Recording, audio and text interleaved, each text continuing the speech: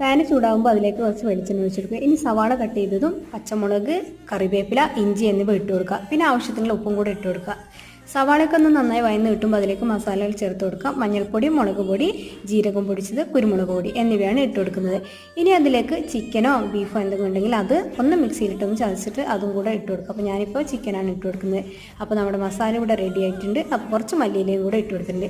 ഇനി നമുക്ക് കുറച്ച് മൈദ ഒന്ന് കലക്കി വെക്കണം, നമ്മുടെ സമൂസ ഷീറ്റ് ഒട്ടിക്കാൻ വേണ്ടിയിട്ട് കേട്ടോ. അപ്പോൾ സമൂസ ഉണ്ടാക്കാൻ എല്ലാവർക്കും മടിയായിരിക്കും. അപ്പോൾ ഇത് സിമ്പിളായിട്ട് നമുക്ക് ഉണ്ടാക്കാൻ പറ്റിയ സ്നാക്സാണ് കേട്ടോ. അപ്പോൾ ഇത് സമൂസ ഷീറ്റ് രണ്ടായിട്ട് കട്ട് ചെയ്തിട്ടുണ്ട്. അതിന് ശേഷം ഇത് അതിൻ്റെ നടുവിലായിട്ട് ഇങ്ങനെ ഫില്ലിങ് വെച്ച് കൊടുക്കുക. ഇനി അതിൻ്റെ ഒരു ഭാഗത്ത് ഇതേപോലെ ആ മൈദയുടെ മിക്സ് ഒന്ന് തേച്ച് കൊടുക്കുക. പിന്നെ ഇതിൻ്റെ രണ്ട് ഭാഗത്തായിട്ടും മൈദമാവൊന്ന് തേച്ച് കൊടുക്കുക. അപ്പോൾ ഇത് ഇങ്ങനെയായിരിക്കും കിട്ടുക. അപ്പോൾ സിമ്പിളാണ്, എല്ലാവരും ഇത് ട്രൈ ചെയ്ത് നോക്കുക. ഇനി ഇത് ചൂടായ എണ്ണയിലിട്ട് ഫ്രൈ ചെയ്തെടുക്കുക. അപ്പോൾ ഈ വീഡിയോ ഇഷ്ടപ്പെട്ടാൽ സബ്സ്ക്രൈബ് ചെയ്യാൻ മറക്കല്ലേ. എല്ലാവർക്കും ഒന്ന് ഷെയർ ചെയ്ത് കൊടുക്കുക. ഓക്കെ, അസ്സലാമു അലൈക്കും.